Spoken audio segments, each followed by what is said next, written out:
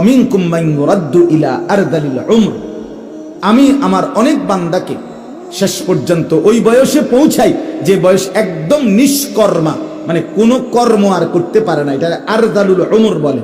আল্লাহ তার কিছু বান্দাকে এমন পৌঁছায়, হতে পারে মা আমার সেই অবস্থায় পৌঁছে, যার কারণে এখন আর কর্মের মতো সক্ষমতা আর নাই।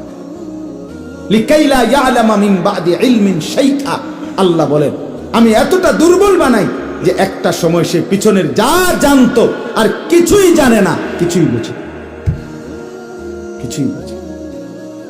এই জন্য আল্লাহ বলে বান্দা কোন দিকেই আমি তোকে কঠিন কিছু দেইনি, ওয়ালা ইউরিদু বিকুমুল উসরা, আমি বান্দা তোমাকে কঠিন করতে চাইনি, কিচ্ছু চাইনি, তোমার সুযোগ দিস।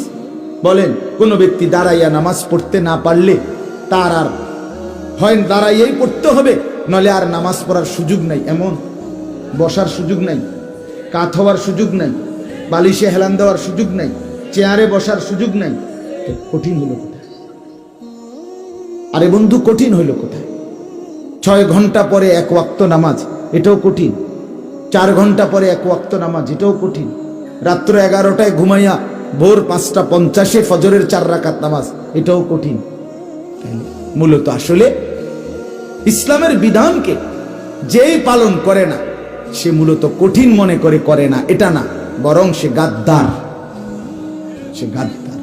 সে চূড়ান্ত ঘাটতেরা।